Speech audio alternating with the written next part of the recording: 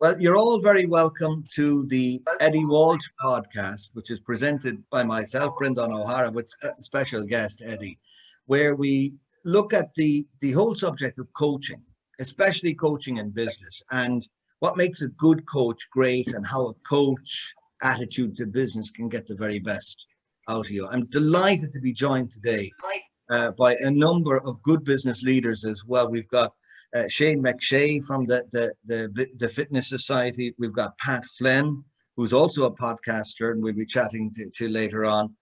We've got Luke Teeling with us from Everybody Health. We've got Ian Beckett with us from Eirtight Technology. We'll be joined in a moment or two by Aaron O'Grady from Vision Creative. And I'm delighted to be joined also by Amy Norton from VeriMe by VidaCloud. And we'll have a chat with everybody. But first of all, let's talk to our regular guest here, Eddie Walsh from Action Coach. Eddie, how are you? I'm good, Brendan. How are you? Good. Eddie, the subject of this podcast, that gets straight into it, is coaching. And an Action Coach, that's what you do. So you see it at the coalface. But we're going to talk today about how in business leadership, being a coach can help you get the best out of your team. How difficult has that been over the last year and a half, do you think, with COVID? Really depressing. I think if we look at coaching and leadership nowadays are identical. You can use the word coach or leader really, and you can cross-reference them to both. They both have a certain type of quality. The idea, I suppose, for the last year has been, there's been a difficulty in the marketplace. There's been a difficulty outside. And if we think of a coach or a leader, I'd like to use a few sporting connotations of this. If you're playing a match, playing a game, and things aren't going your way, if you turn to your leader and say, what do we do next? And your leader doesn't know or isn't motivation or isn't passionate about something, then the team starts to really fall in on itself. So, in the last year, coaches and leaders have had to be very motivational and passionate to try and keep the team buoyant. And that's been very difficult, I think, for most people. I think there's an element of COVID fatigue.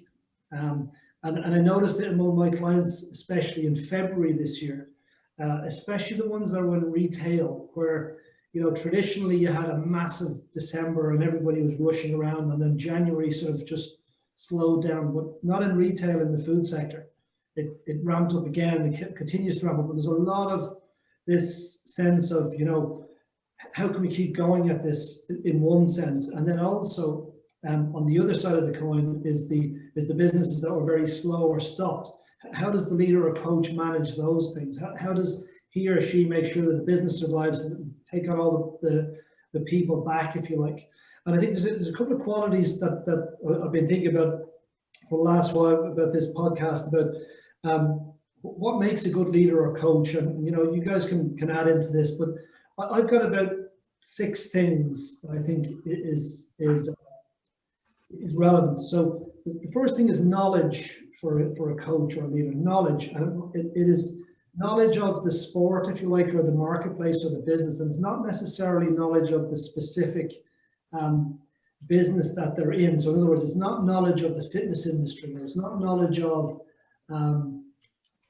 the fitness, anything in terms of the whatever industry we're talking about. It could be retail, pharmacy. It's not knowledge of that. It's knowledge of the business. If that makes sense. It's knowledge of business. Yeah. And then secondly, it's knowledge of the player. Okay, so the two of those are really important to have side by side. So the player piece is so important for the leader or the coach to understand that not everybody reacts or responds to certain things in certain ways. You cannot take one method of motivating somebody and use it as a second method motivating somebody else. They don't always work like that. Okay, the coach or leader has to be a listener, and a very specific type of listener. They have to listen for cues from people that either specify what the problem is or identify some of the challenges that they may be having. So if you listen really closely, you may hear things that are being said, but the underlying piece is what the problem is. So in other words, you know, I'll coach some of my clients, they say, my team is poor. My team aren't operating to the level that I want them to operate at. Now, when we step back and we listen to that, and we say, okay, well, who's the leader of the team? And how long have you been leading the team? And someone might be 10 years in business, and the team isn't functioning correctly yet.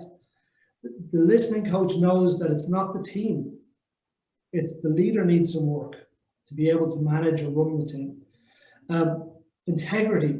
So, you know, you need to be able to say, well, this is the way forwards. I'm not just making it up. I've been there, I've seen it. I've got integrity in this marketplace or this area, and people respect what I say.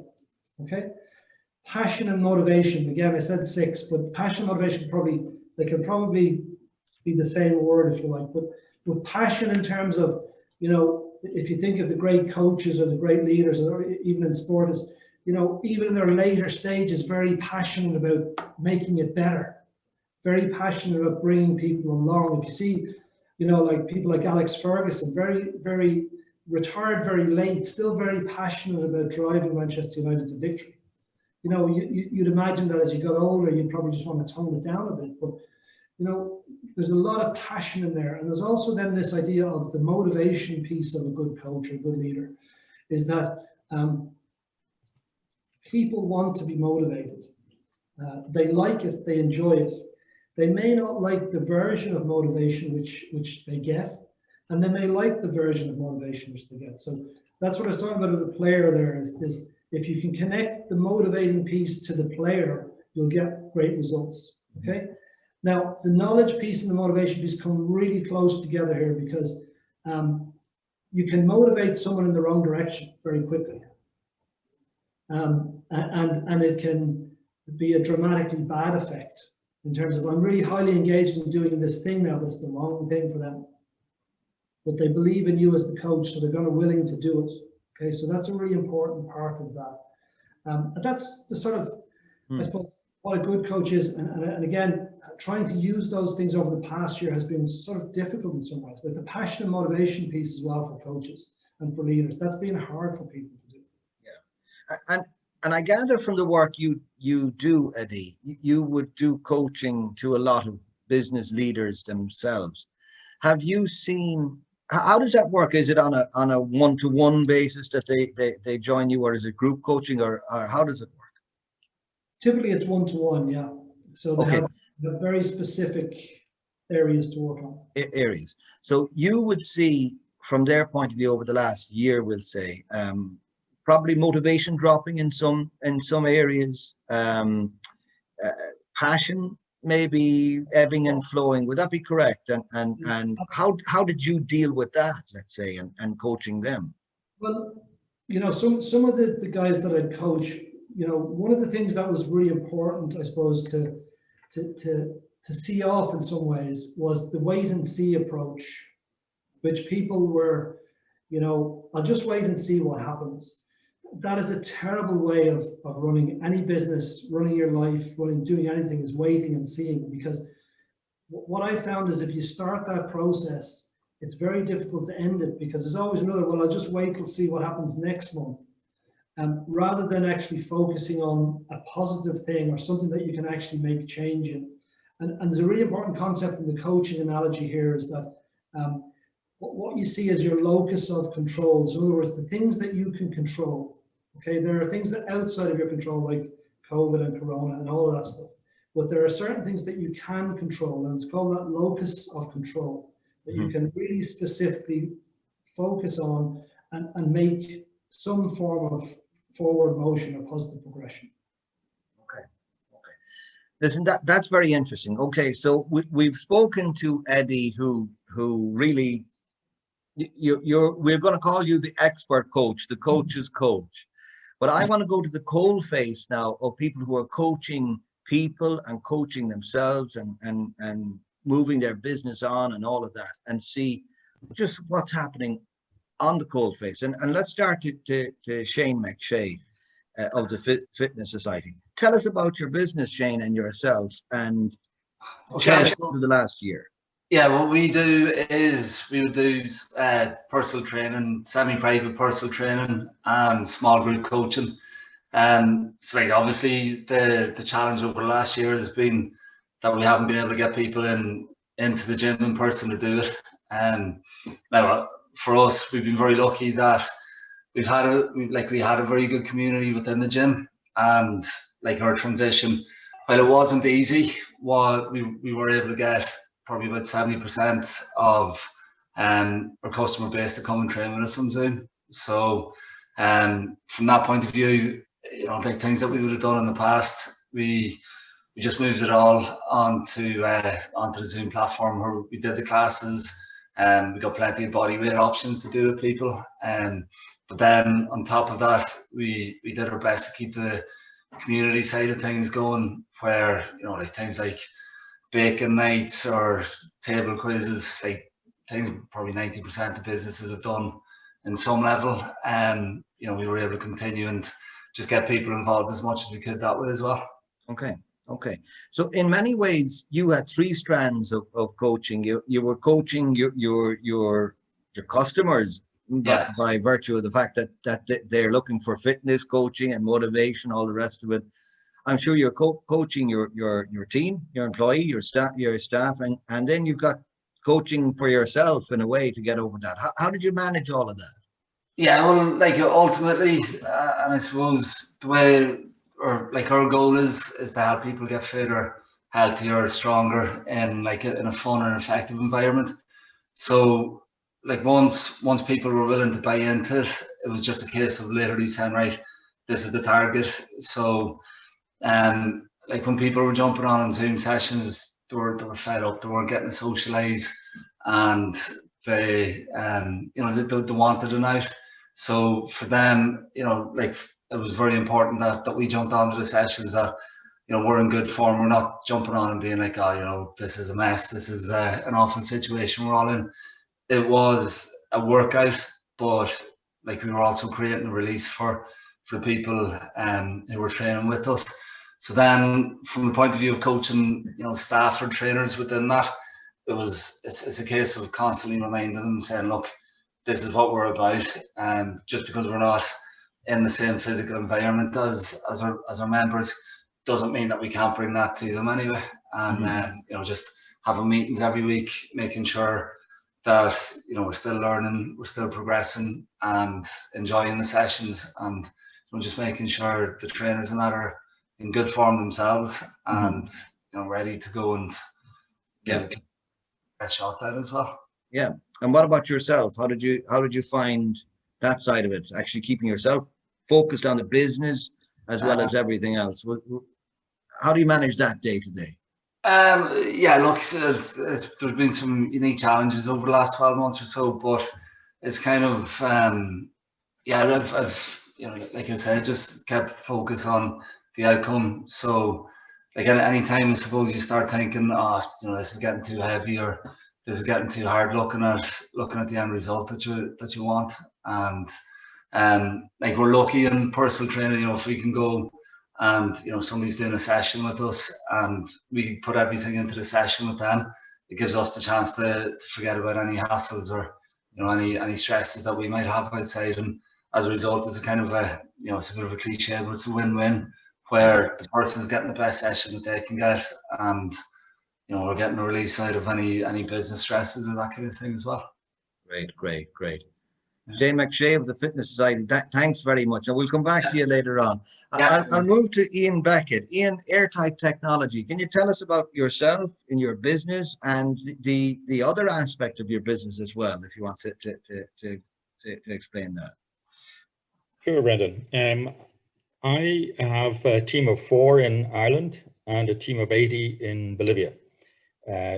US company looking at Bolivia. We do business transformation in the telecom space, in manufacturing, healthcare, and hospitality areas. Some others as well. Hazardous materials automation for Trinity College, which is, you know, you don't believe there is nuclear materials in Ireland, but, you know, your average rocks will indeed need to be controlled. But I suppose I have worked for 8 different US multinationals in Ireland. They kill their children every couple of years when they start up and shut down again. So you get practiced at dusting yourself down and starting off again. But typically I managed teams around the world, maybe up to 300 people. So my work would start on a Sunday night at midnight and finish on a Friday night at midnight. So managing remotely during the pandemic was, it seemed to be everybody else's problem except mine, because I'd been doing it for 20 years. But the pain was very evident in a lot of people. And I used to travel half a dozen times a year to Bolivia to manage the team there. And I suppose the difference in coaching is I could never be where I wasn't. So I was forced to be a coach. And it was a, let's say, natural management laziness applied, that I didn't want to micromanage everybody. I wished people to take ownership and accountability for their own work. And in order to help them take the risk, create a vision of where we were going, especially during the pandemic, I always use cash flow models that I share with everybody, because the fear is always the unknown. Whereas when they see that there's a path to survival, in this case, they come along with you, they follow you, they believe you. I think leadership is honesty and transparency, and also vulnerability, that when you're hiring experts because you're not the expert. And I was used to very much in my previous lives, if you want to call it that, I would have very clear evidence of managers who are trying to get, let's say, tasks done for the company, and leaders who are trying to get things done through people. So there's a fundamental difference. One would be the perfect image of stressed Eric that you would have in the cartoons, and the other would be calm and placid. I suppose it was almost 40 years ago when I was working in a company that made line printers, which aren't needed anymore because there are no mini computers, that my English boss, because there were no Irish managers at the time, said to me, I get paid more than you do because I get paid to take the blame for your mistakes, and you get the credit for your success. And I always applied that as my modus operandi, that people, if they will never change if they get blamed for failure, but they will always change if they get credit for success. They will grow with you. And if they feel you are helping them get things over the line, then it works. So we've been successful at surviving during the pandemic. We're now recovering. I'm in Austria at the moment. I've been traveling since last June. It's a little bit challenging. It feels like going to Iran or China in the old days, but hey, we're here and looking forward to going forward. Great. I like that. There's a little bit of the art of war in those messages. Excellent. Excellent. Okay, I turn now to Pat Flynn. Pat, tell us about your business and your podcast and how the year has been for you. Yeah, no, thanks for coming on. And I was listening to Eddie's comments there, and I was writing them down as you were mentioning them, and thought they were very pertinent, a good synopsis of what coaching is. Yeah, so I work in the startup space. We have a startup that does digital onboarding for mobile telephone companies around the world, and it enables customers to onboard remotely using apps, which is a legal process as well as a commercial process. So that would be my main business, that's Nettzer. As a result of that, and this sort of leads to where COVID, we couldn't meet customers. Normally we get on a plane, we go and meet customers somewhere in the world, which is not as much fun as people think it is, to be honest, unless you like hotels and airports. So we started a podcast called the Good, Bad and Ugly Innovation Podcast to reach out. And what we would do is I had a great pleasure in the last year of speaking to approximately 50 business, and not necessarily only business leaders. And it has been a true revelation to me, the scope of people's stories. I've talked to people from all over the world, Israel, America, all over Europe. And it's amazing what people do. The downside, I also do sort of you might call formal coaching with Trinity College, Enterprise Ireland, and the European Bank for Reconstruction and Development. So they will be formal programs, but I think Eddie used the word, the coaching attitude. And I think that's something I've had to learn, which is, you know, you're looking to help people develop, and you can sort of lead them to develop themselves if you think about it. And that's really a sort of maturity in a manager. I was guessing Ian and Shane were talking about the same thing. So really that's an attitude you develop to really maximize the team. So yeah, broadly speaking, the COVID brought us to the podcast world. The podcast has been great fun, a great outreach program for us, and thanks for the invitation on this. So that's me. Thanks very much. Thanks, Pat. Amy Norton of VeriMe from VidaCloud. Tell us about yourself and about the year you've had and your relationship with coaching, if you like. Yeah, thanks to me, guys. So I own a startup. I'm in the startup space myself as well, called VidaCloud. So we grant upcoming and recent graduates virtual face-to-face access to hiring professionals in their chosen field or industry so that they can credibly and efficiently set tangible goals and expectations for their career. So the product itself is quite coaching based, but our experience has been quite unique as a founding team ourselves, because we started this business just this time last year when COVID just happened. So we essentially started this company remotely. And obviously you're talking about 3 founders who are dead set on making it happen. You really have to believe in what you're building in order to build it well, and for customers to believe in what you're selling. So our interesting, or my experience as a core founder was interesting, because on one hand I'm managing my founders in marketing and sales and in tech, whereby they're buzzing about the product and all they can see is the future in front of them. But then you have a team of interns that are coming in 3rd year or 4th year in college to help out, and can you imagine 21, 22 years old heading out into this new world? So you're kind of coming into a space and an energy every day where it's one extreme, the other extreme. So that, I think, was a primary challenge for us heading out into the market, in terms of managing that balance, and I suppose finding the niche from a coaching perspective that worked for both sides. So managing expectations on both sides, particularly C-suite, who are very excited about everything.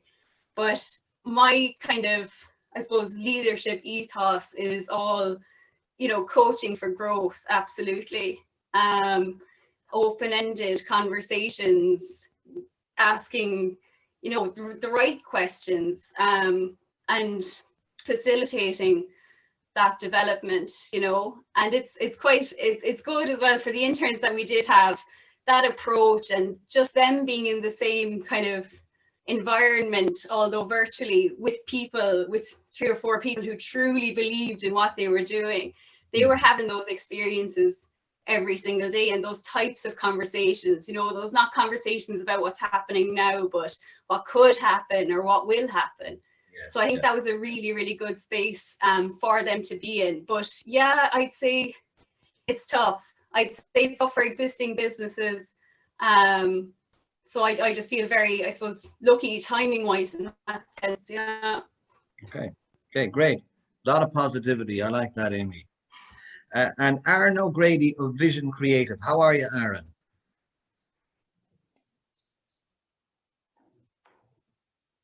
How are you? Nice to meet you all.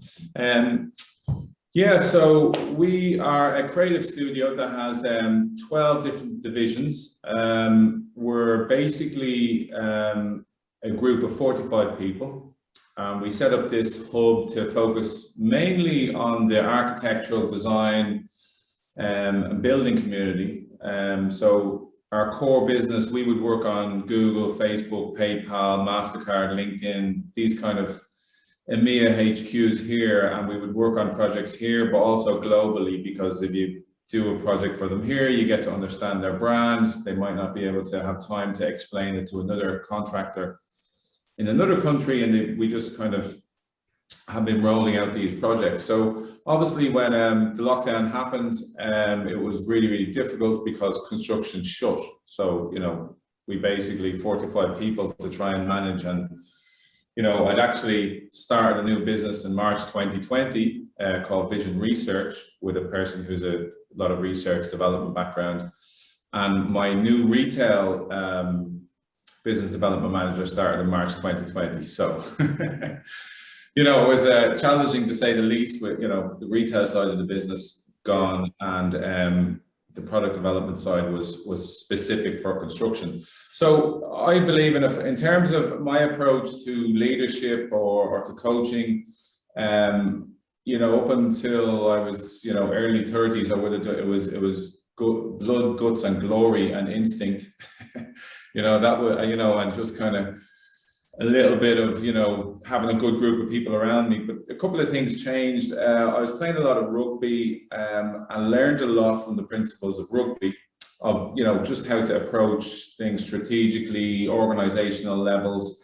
And then I was doing a master's in the Irish Management Institute, and the two kind of combined led me to take a very specific approach in terms of how I do business. And it also led me to kind of set up this studio.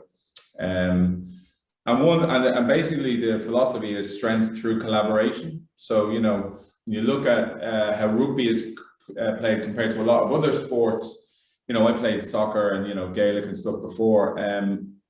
A really good soccer player, and even a really good GA player, can make a massive difference on a pitch. You know, he can win a game, especially in soccer. Whereas in rugby, it doesn't matter how big you are, how fast, how strong, you will get killed. You need those other 15 players with you. And also the approach about rugby is that everybody has their place. You know, the big guy, the small guy, the little guy, the tall guy, the fast guy, the fat guy, the strong guy, the, you know, the quick guy. And there's 4 teams in rugby. There's the backs, the forwards, the immediate coach, and then the club. So there's an awful lot of layers, and that's kind of real life, I believe, in business. There's so many different layers, and each person, and it was mentioned there earlier, I think, Eddie, you know, there's no specific, you know, one way to deal with everybody, because everybody's different. So I kind of combined, I have a big interest in culture, because I lived in the States, I lived in Spain and Italy, and we're founding directors of the Italian Chamber of Commerce, so we have a kind of unique Italian approach in terms of our offering.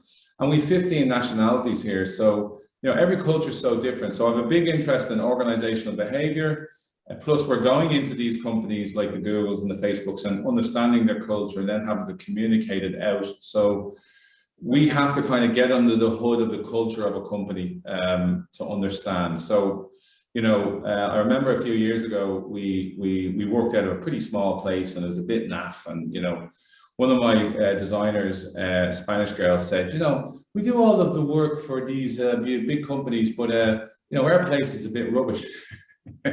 So it kind of just struck me, you know, like, you know, it's like the electrician who's the wires hanging out of his house. So I was kind of like, yeah, you might have a point there. So we actually then copied the business model of, you know, our clients, and it's amazing what it's led to, because we built this pretty interesting 35,000 square foot studio, and now it's evolved because we pivoted with the team I had, and we started doing COVID solutions. We started opening up there. We actually invented special COVID things like UVC light boxes to start selling to airlines, and we kind of developed new business streams. And that's all the good stuff. The bad stuff is I'm wrecked because, you know, it's been like, you know, 18 months of pure hell. Do you know what I mean? We've smashed every piggy bank we've had. Yes, we've made money from these other areas, but, you know, not enough to keep 45 people going. We've got a decent pipeline, so we're strong. We have enough to keep us going for a while. But from a personal level, you know, it's very, very tough. You know, it's not easy. And, you know, we're doing okay. There's a lot of members of the team that are, you know, they're going through patches up and down because they've been going through patches. And, you know, with 45, 50 people, as I'm sure you know, and you guys are all dealing with, you know, different people. People are human beings, you know, they're not robots. You know, they have bad days, they have good days.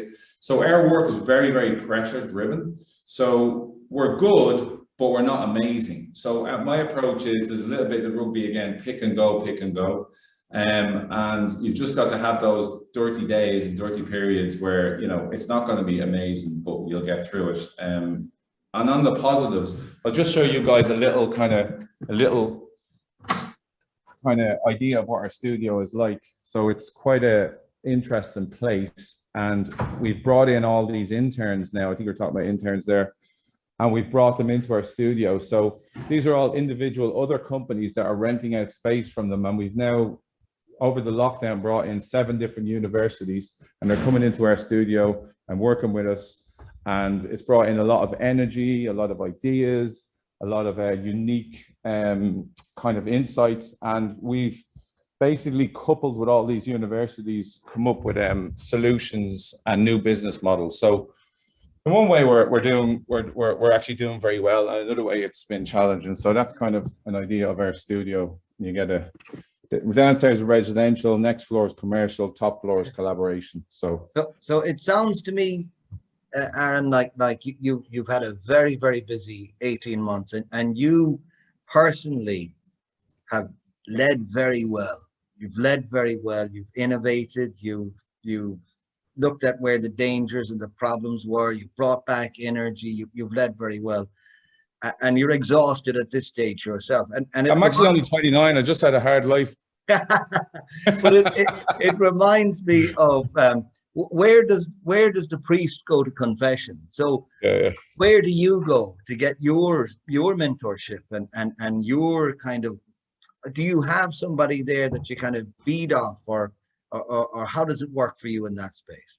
Well, I'm into fitness, so I was just listening to what you're saying there, that just to keep the kind of, you know, the mental health. So I have a big interest in mental health, and we've sponsored a lot of, you know, we sponsor Aware and a couple of suicide charity things. So for me, I find, you know, getting on the bike, doing the gym. We brought a gym into the studio as well, so everybody could work in the gym. We also brought in a big bar, so, you know, lots of Guinness. You know, Fridays when the lads were a bit depressed and there was no bar, we could have a few drinks. Because we were providing for emergency services as well, we didn't have the full lockdown like everybody else. And, you know, I'd have good people around you. The man who owns this building is like a mentor to me, and I surround myself with fairly good people where you can just bounce things off and have a chat. But yeah, it's been pretty tough. I was away as well, working from remotely for 4 months, and we were doing jobs all around the world. And, you know, you're doing 18, 19-hour days. Like, it's just, you know, it's draining. So now I'm kind of delegating out as much as I can. But, you know, it's tough, you know. I'm not going to put and I'm sure it is for all you guys, but we're getting there. We're getting there. Eddie, you've heard a lot of good coaching and leadership there from the cold face. Totally. Your impressions at this stage of what you're picking up from, is that typical of the type of business people that you would be coaching through action coaching? Is it the same kind of challenges you're seeing? Completely representation of all the stuff that I've sort of seen and experienced over the last year. Particularly with Aaron, you know, as you say, who do you go for that motivation? Who do you look to and say, you know, help me out here, give me a little prod, or help me, or focus me? That's really important for everybody. I think, me included, I have a coach. So, you know, I go to them and I think, God, all my clients are in the bloody doldrums. It's been really difficult.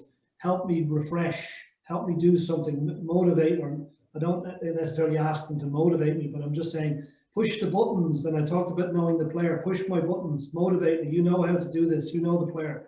So I think that's really important. And I'm sure Aaron as well, that's very part of your game plan, is you know how to push the buttons. The same for all of you guys, especially Ian as well. You've got a lot of team members. You need to know which ones respond to which thing, and how they get the best out of themselves. And I think there's a piece here for all of you, that, you know, you guys are the leaders, and the leaders are this passionate, motivational type person. And you do have to refresh, you know, and you've got a couple of different ways to do that. You've got your fitness work, looking after yourself. You've got the celebrations piece, and then you've got also the making me better piece. So that's those things are really important. And if you sacrifice any of them, it becomes very demotivational. You know, you've got to celebrate. You've got to look after yourself, and you've got to move forwards. If you're stuck in a stasis piece, it becomes very draining for you as the leader. If you're just stuck, everybody else seems to be moving forwards. And that's one of the key learnings, I think, from the last piece of COVID, is that, you know, any of my clients that got to a stage where they're saying the business is just stuck, that was the thing that really demotivated them. If they could see progress and let's focus on this, that re-energized them. So that's just a sort of an overview of I think that's very interesting. And as we wrap up the podcast, I'll go around to everybody, just want one or two lines on this. Now you can go outside of the business world, politics, sports, whatever, but I'd like to hear one great coach that you admire or would take something out of it, and why. And let me start with you, Shane. Sorry, what was the question? Was it a quote or a? No, not a quote. Yeah, I won't ask you to do that. One great coach that you look at and would admire through sporting or politics or leadership. Is there anybody that comes to your mind on that? Yeah, well, for myself and like putting a sporting aspect onto it, like he's Michael Murphy from Donegal. So like he's been a leader on the pitch for Donegal for years, but even outside that, you look at him, he runs a business. For anybody that doesn't know, he's the Donegal county team captain. He won an All Ireland as a senior captain at 22. But even outside that, he runs a business. He's the head of sport for IT Letterkenny, and mainly just to hear the stories about him, despite achieving so much at like a relatively young age, he's always driving the standards. He's bringing the people around him forward. So yeah, he would be somebody that I would look up to, not necessarily as a coach, but certainly as a leader. As a leader. Ian, is there anybody that springs to mind for you? I suppose, yes, I started working for him on and off 20 years ago. And his name is Brad Horowitz. He Western Wireless owned Meteor Mobile in Ireland, just to give you some reference, but we owned about 10 other telcos and we bought and sold them. The one I'm in here, we bought for €10 and sold for 1.5 billion. But he had a very simple philosophy that you look after people and they look after you. And during the pandemic is particularly important. I would say to people when they get stressed out, it's just a job. You know, customers are important, but your families are more important. You might not have your job forever, but you sure will have your families. So whatever you need, let me know. And I think that's that trickle-down effect of trust and growth, that you feel comfortable taking risks with in a space, that you create safe spaces for the team. And Pat, from your perspective, anybody that springs to mind for you? Yeah, if you follow the technology press, in the last 2 weeks, a company called Anum Technologies was sold, and Anum has been around for a long time, but a few years ago was taken over by, or bought out by a guy called Noel Kelly, and Noel and Dara's his son, and Noel brought a new vision to the company. But most of all, he brought inspiration to the team. He would not claim to be the most technology focused guy, but as a deal maker and as a team leader, he transformed that company. And they had congratulations to Noel and the team for selling it there a few weeks ago after developing it in an entirely new direction. The thing is, and I'm not just going to say what his age is, but Noel is well past the bus pass age, shall we say, right? Yeah. And the reason I give that example is that there's a man who just did not fit into the mold and made a huge difference in what is normally a young person's game. And can I just say one other thing very quickly? Sure. About 3 or 4 months ago, this guy on LinkedIn connected to me, and he was a CEO of a company. And I looked at the picture and I said, man, that guy is young, or I'm just getting old. I don't know what it is. So I contacted him, right? His name is Andre, and himself and his 2 partners have started a startup company, and they are really dedicated guys, and I've been working with them. Thing about him, he's 16 years old and his 2 partners are 15. and they've started a fairly serious attempt at a startup company, which I just totally admire. So there are people out there out of the blue. You've no and age is no barrier either side. Yeah, absolutely fantastic, guys. Great. Amy, from your perspective.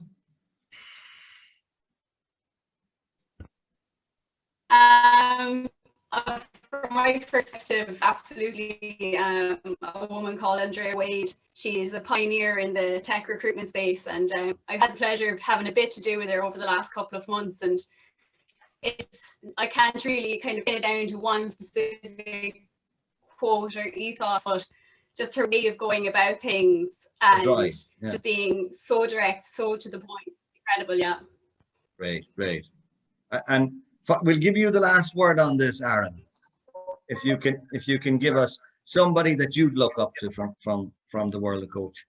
So just kind of like a name that everybody knows would be Jurgen Klopp.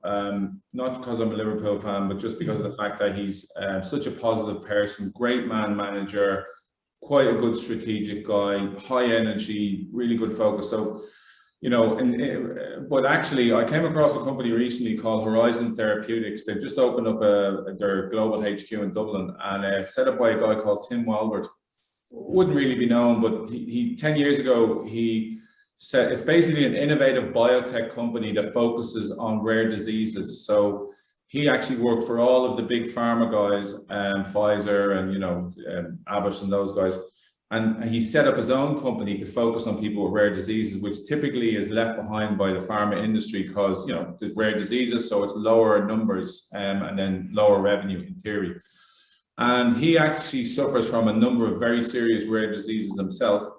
So he basically came up with a very, very sophisticated strategy whereby he developed the rare diseases, cures for rare diseases, brought it to market, and then went on an M&A strategic hunt to find very specific areas and put together a company that now is 2 billion turnover per year, and its stock is just rising. And he did it by having 2 or 3 main principles. One was innovation, which I really believe a lot in innovation because I'm trying to, where we have an innovation hub here. But 2, he had focused on the client and the patient all the time. He never loses that focus. And remember, he is a client and patient himself, having a rare disease.